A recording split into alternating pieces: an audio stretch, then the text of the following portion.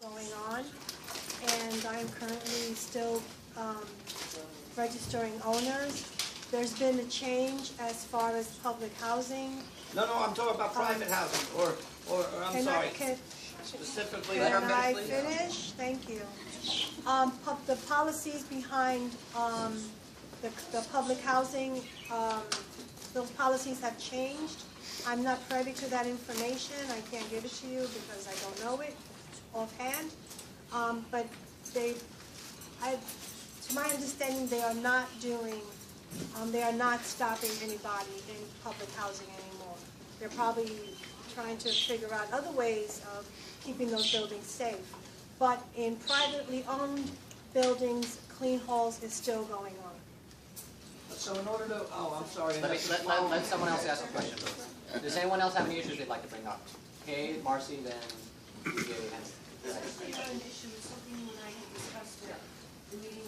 yeah, it's on the calendar. Oh, yes, I'm sorry. I should bring this up. Yes, it's very important. This Saturday, April 11th, is a tree planting in honor of the late Morgan Powell, Alton resident and Bronx historian. 8:15 a.m., a group led by Nilka Martel. This event is being organized by Nilka Martel, Give, and the Bronx River Lines. We're going to be meeting right here at 2515 Olinville Avenue, and we're going to walk to the park. The event will start at 9 a.m. Please wear outdoor clothing. Bronx Park East and Burke Avenue. You can take the 26 bus, walk 2 blocks north, 39 bus, or 2 train. 12 noon is going to be a special historical tour led by Stephen DeVillo of the East Bronx History Forum. It's called In Search of French Charlies. And me and Kenny were actually in search of French Charlies on Sunday. We actually discovered a playground on the other side of Bronx Park. I know we're very selfish, but it's actually called French Charlie's Playground. Yeah, so that's what it's in reference to. So that's at 12 noon. Do you know what French Charlie's? I have no idea. Oh, it was like a pub or a restaurant or something? Well, they didn't have pubs back then. This was a rougher place. It was a dive, a bar. Okay. Marcia? It wasn't a dive, it was like a disco. Marcy? The cop from the 5-2 used to hang out. Right. Yeah, right on the corner. Yep. I've been working on trying to clean up, someone has built housing on a section of the park near Pelham Parkway North and the Bronx River Parkway. And I don't think the person's there. If he is, maybe he's a veteran that might help, that he could be picked up. But obviously someone's built a little abode. My understanding is the Department of Transportation has to clean it up and they're too busy with the potholes. But if we could get a little more input, maybe it would happen faster. Who would be responsible for that? The Department of Transportation is responsible. State DOT. DOT. Because it's a hot state DOT, right? Pardon? State DOT, probably. No, I think it's whoever's doing the potholes who's responsible for cleaning it up. Now, the Park Department went in and cleaned around it. Somebody in a white van went up and cleaned around it. But the structure is still there. Okay. And the other thing is, with who's ever involved with the 49th Precinct Council, because I have been calling, the 49th Precinct has called me. They do not identify themselves. They've been extremely nasty and rude and bordering on threatening in the way they spoke to me, where I had to go, who are you? And it's not going to help community relations if the first words out of their mouth are so aggressively nasty to someone who just picked up the phone and said hello. So if they, they got to talk nicer to us. Heard.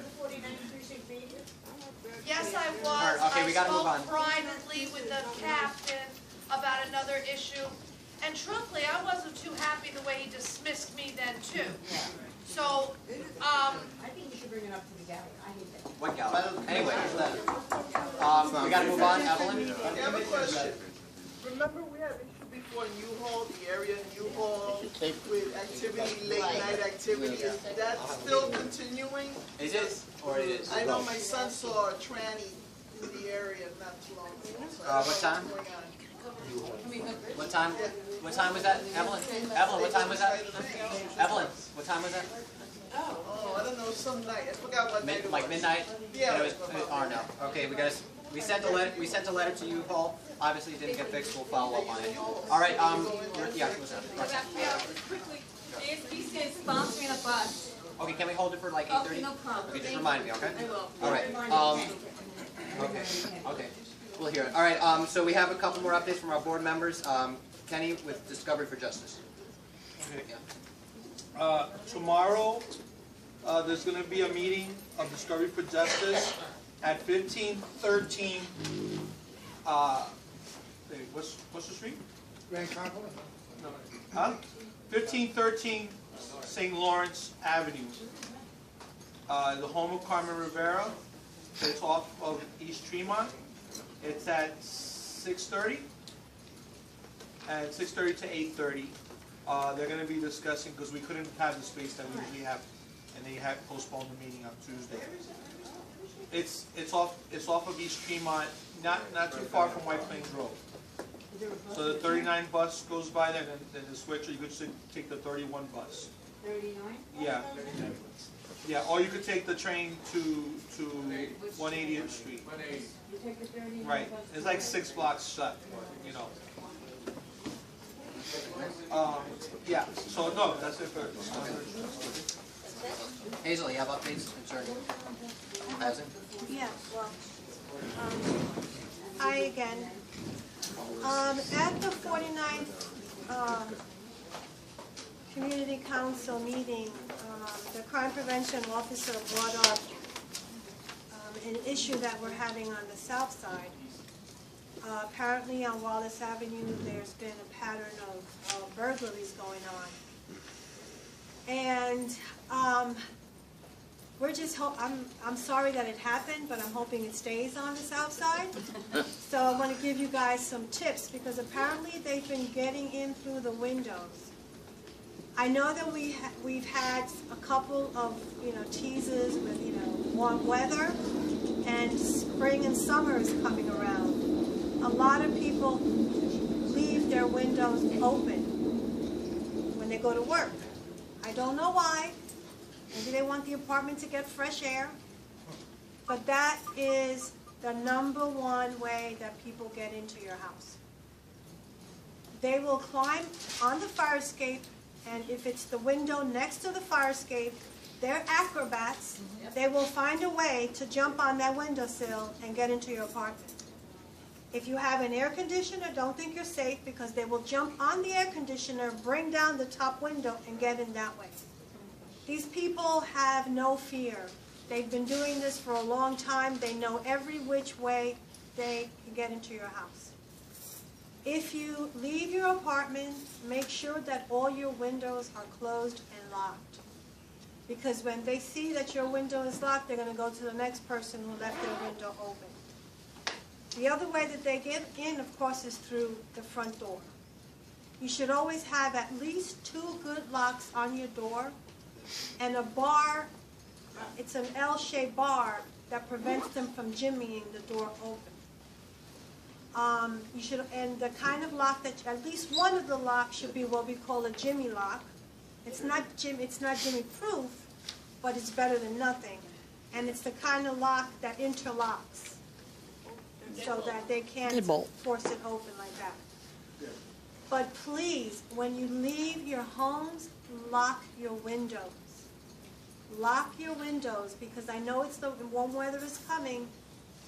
Please lock your windows. And when you have that the AC, you can drill 2 holes and put in 2 nails or screws to prevent the windows from being opened from either the top or the bottom. All right. It happens a lot. Summertime, forget about it. These guys know what they're doing. Hopefully that they'll catch whoever is doing, because I'm pretty sure it's the same people that are getting into these apartments. And I don't want that coming over here to the north side. We haven't really seen that type of pattern. I don't know why they love to hit the south side. I guess it's because it's easier than the north side.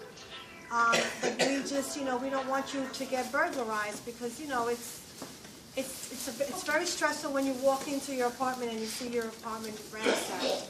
I do security surveys after the fact, and it's, I see the way the people react, and even though it might just be, a radio that they've had for 10 years, it's still something that belonged to them that got stolen. Wallace and Brady is a very big drug spot. It also was they're beautiful buildings across from each other.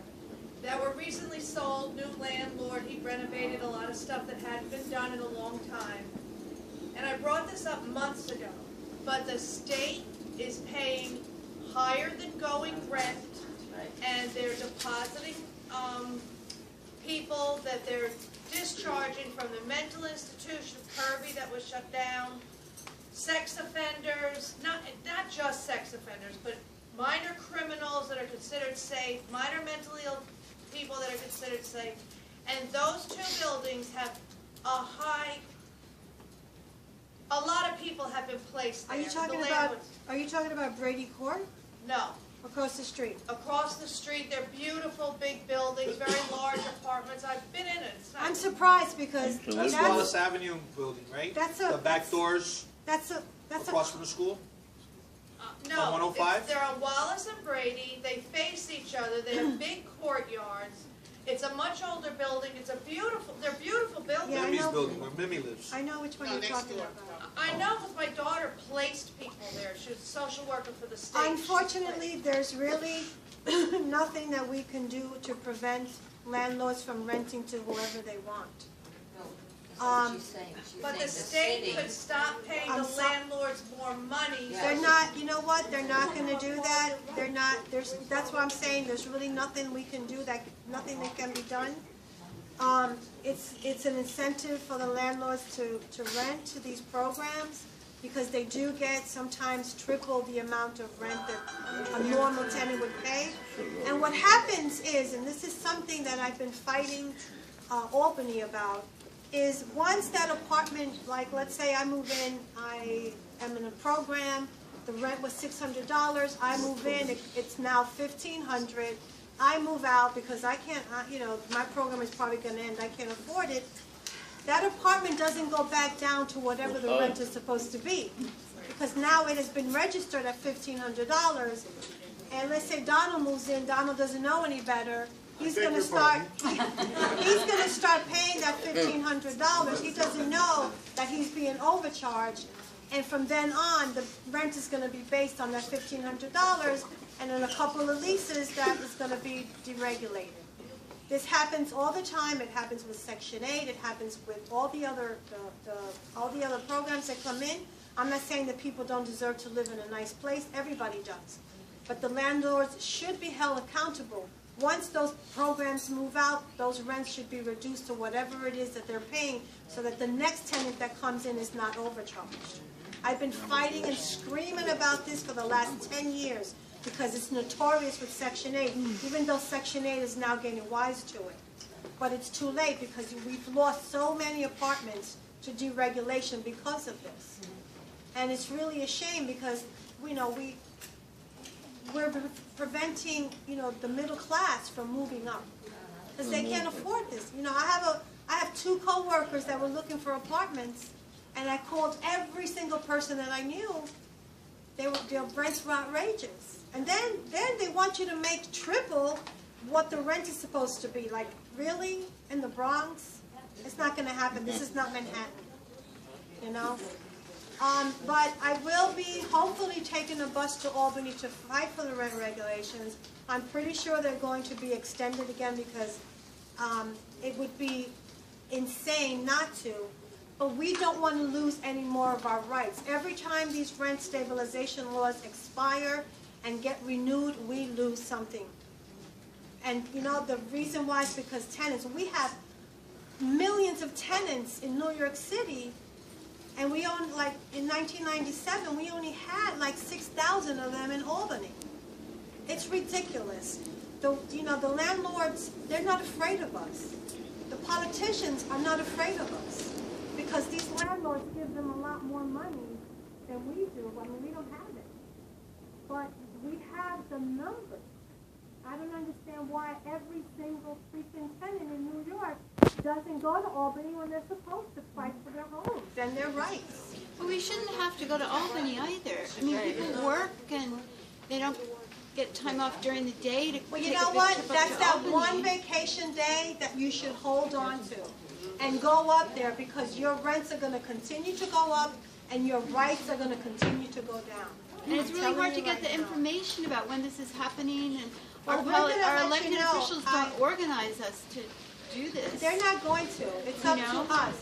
And the It's up media to doesn't groups. It's up report to on it. groups like so- NIDC. It's up to groups like Med Council. excuse It's me, up to question. organizations like us to let you guys know what we have to do. We have to stand up for ourselves. I will make a note for the May meeting that I will be sure to communicate with flyers about buses going to Albany. Hopefully our elected officials have buses, but there may be buses going out funded solely by Metropolitan Council on Housing and other housing organizations. That will be a prime focus of next month's meeting. Yeah, Thank you, no, Diane. excuse me, okay, So remember, keep your windows closed and locked. Yeah. Hold on, Brian.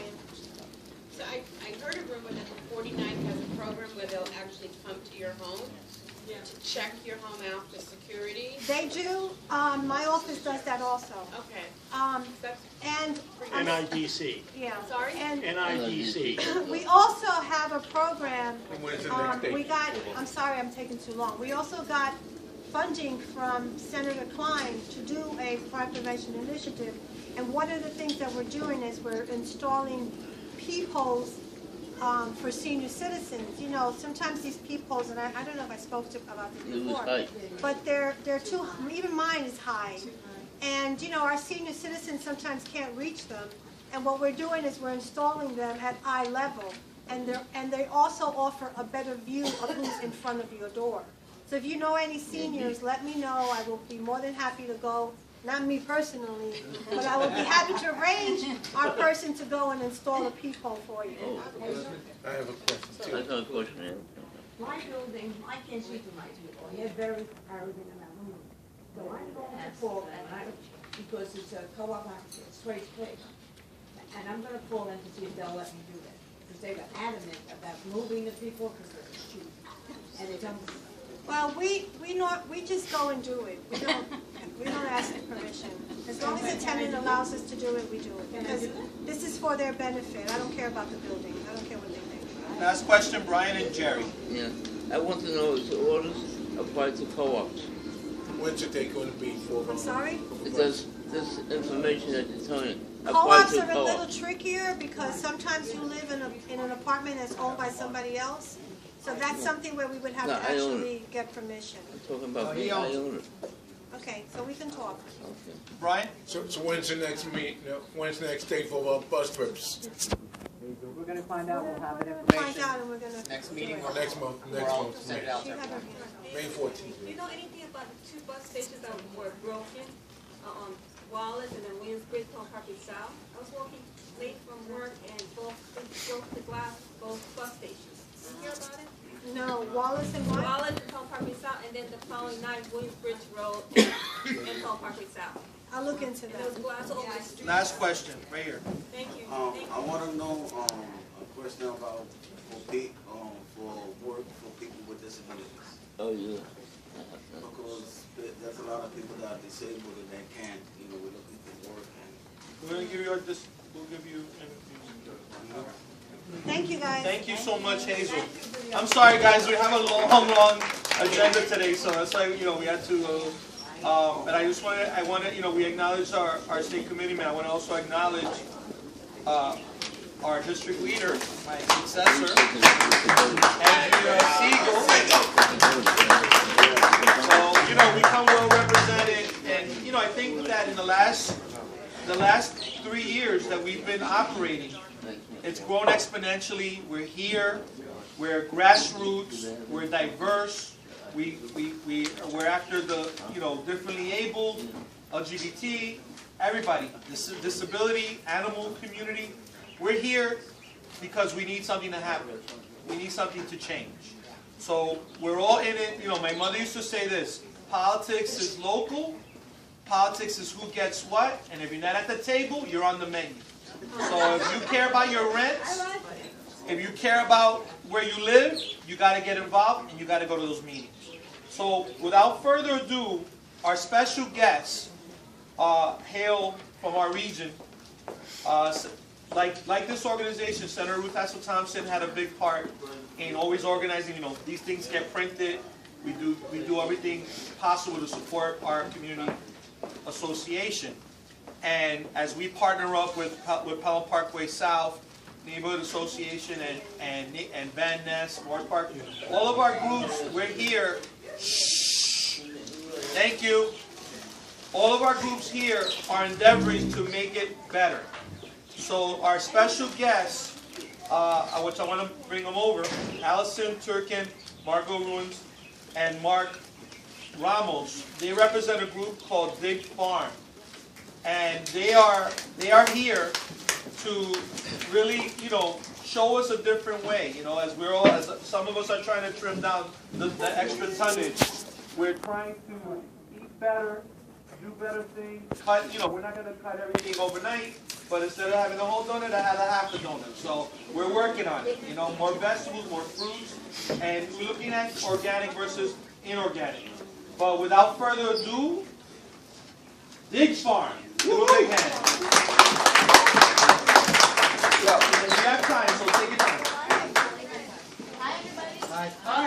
Thank you for having us here. I'm Allison. This is Margo. Speak up, speak up. And Really loud. really loud. Yeah. Rock Really loud.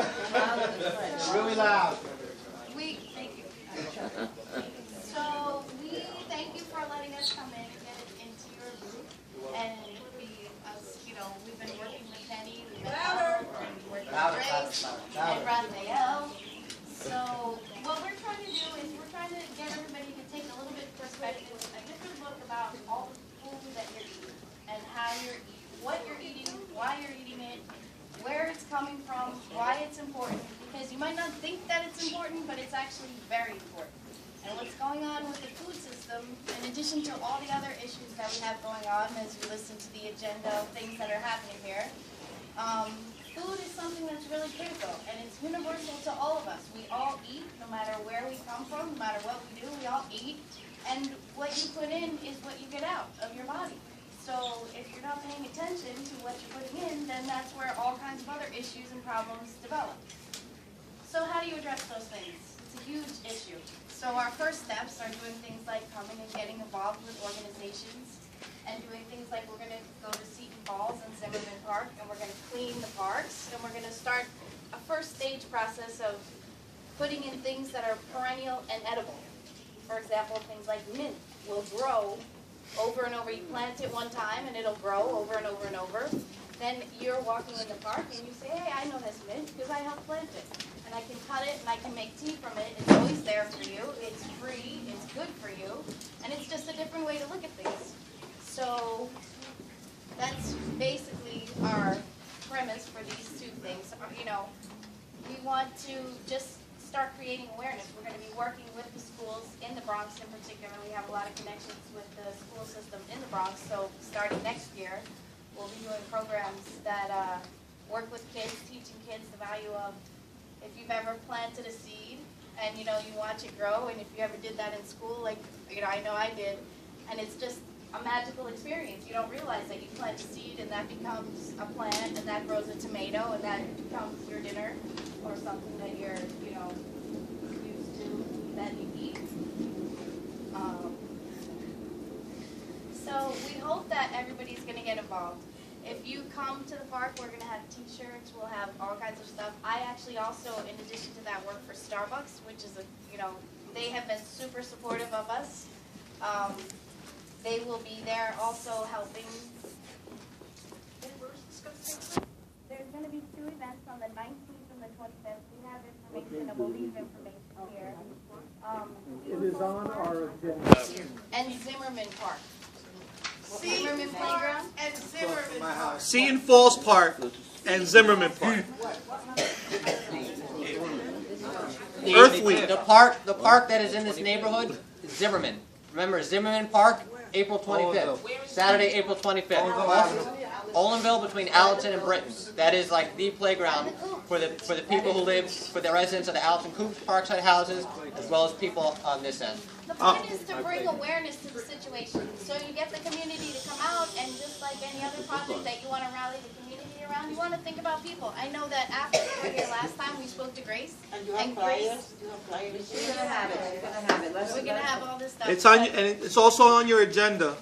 And also, it gives us a perfect opportunity to go beyond the confines of our neighborhood. You know, we're always neighborhood centric, but we have beautiful parks all over the corners of this borough.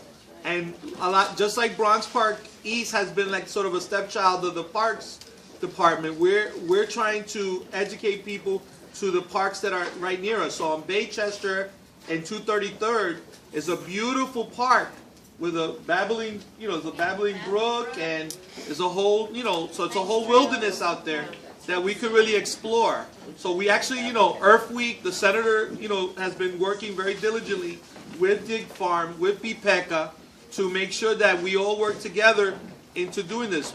You know, one thing that we've done in BPECA, we you know, whenever a community group like Friends of Seton Falls Park, Baychester Houses, they've asked us, we don't look at the border and say, oh, well, we can't get into that, you know? They needed our help, we said presente, and we went over there.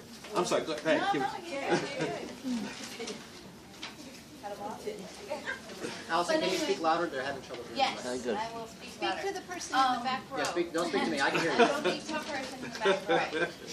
So the last time we were here, I was inspired because we spoke to Grace, and she was also talking about her thing, and she has a very good understanding and awareness of exactly what we're trying to do when you talk about food that's being genetically modified and all kinds of, you know, people consuming too much sugar, the rates of autism, the rates of high blood pressure, heart disease, all that kinds of things, cancer, all that stuff comes from and can be helped by the food that you eat. And the simple step of knowing where it's coming from and knowing where it came from and how it was grown or how it was produced or what chemicals are in it or not in it. Maybe, All that affects. maybe, can you explain what exactly what they do with the, how do they do genetically modified? I mean, I know how they do it. Yes, because it's very important that you know about genetically modified food. Because what they do is they take the DNA from a plant and just inject it, or they take a DNA from a, let's say, they're not even doing the same species, they're doing interspecies. They can take DNA from a pig and say, okay, let me put it there, and that's genetically modified according to what they say is going to be better. It's not better. We're seeing all kinds of genetic mutations come out. There were children in California being born without brains. There are a lot of animals that are being genetically, they're coming out, you know, genetically gross. I mean, it's bad. It's bad. It's very bad. We know that food does do damage to you, but we're more focused on the fact that food can actually help you as opposed to hurting you. And we know we're looking at all the ways that food can change your lifestyles for good. You know, so we do want to stay away from genetically modified fruits and vegetables because they do have negative effects on you. And the problem with those effects are that most scientists and labs haven't tested these fruits and vegetables for long enough to know that they do create deformities, or they do change the people that consume them, or even the animals that are consuming them. So what we're trying to do is educate people and tell them that they can produce vegetables and fruits on a small level for themselves and eat from that, as opposed to going to a supermarket that you might not be sure where they sourced that vegetable or fruit. And it's just a way of taking a small piece of whatever, you know, energy that you can put into your own creation of your own food that you're going to consume yourself.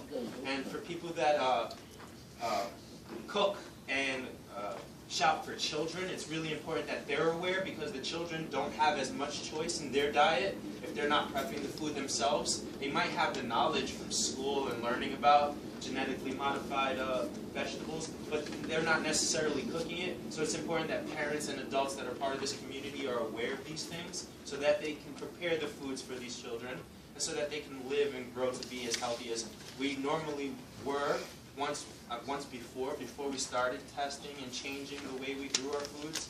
And these can be done by anyone. And we're looking and showing people the way that they can do it, even from like your windowsill or a small space in the corner of your apartment.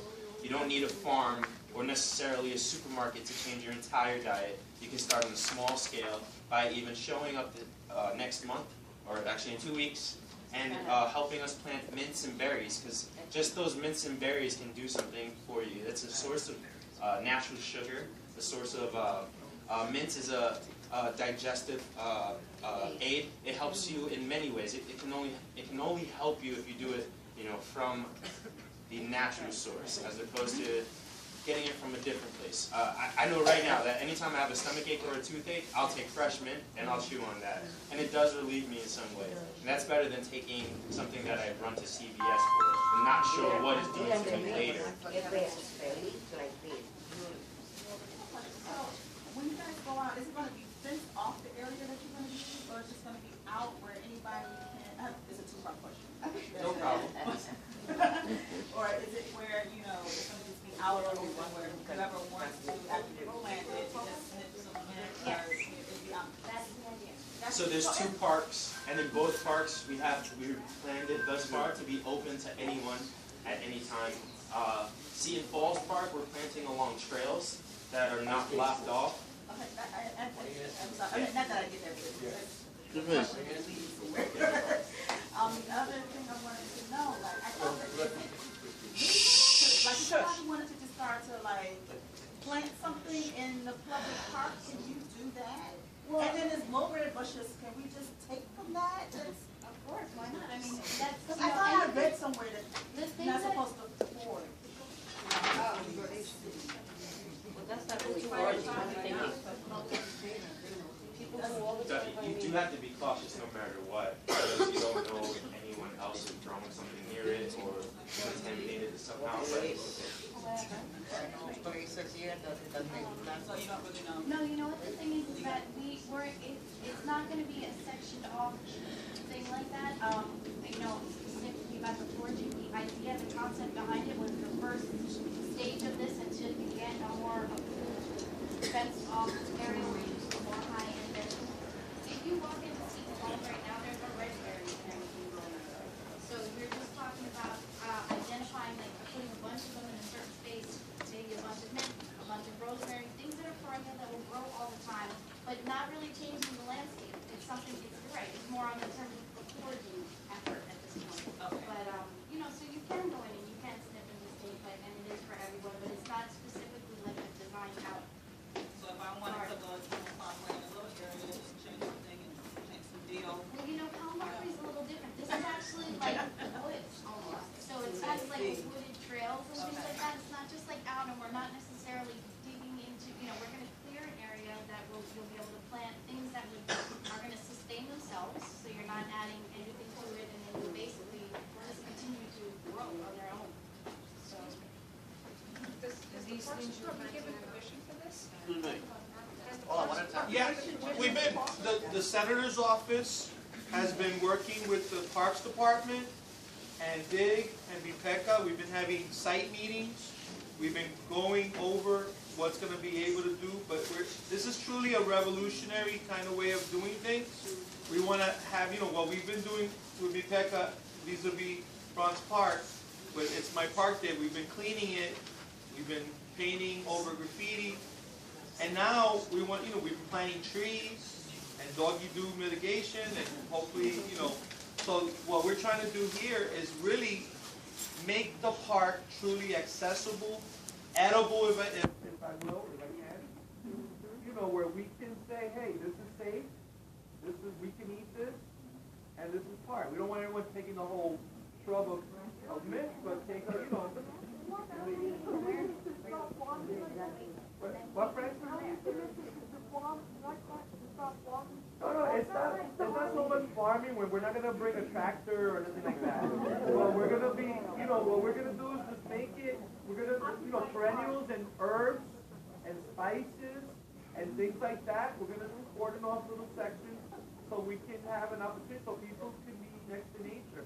I grew up going to the park, and my mom said, this is nature, and the trees are there, the caterpillars are there, and, so we're going to, we want to, someone said, let's do a station where we can make a smoothie out of the berries we grow. I mean, that's amazing, so things like that, just, we want to get people interested in going to our park and being part of it. Yeah, I see you. Go ahead. Pelham Bay has been doing this like forever. Pelham Bay already has a little bit of this in place. I mean, I don't know who put it there and who started it, but it's Friends of Pelham Bay Park. I know. I'm talking about even going way back. I remember going there and picking chamomile. I didn't even know what it was. It just smelled really pretty. And my mother's like, oh, that's chamomile. That's a tea. I mean, they've had that in place because that's all wooded area. Well, not all the parks get the same treatment. I know. And we're trying to, and the senator, you know, what the senator did was when we sat down with parks, and so we were trying to identify which are the parks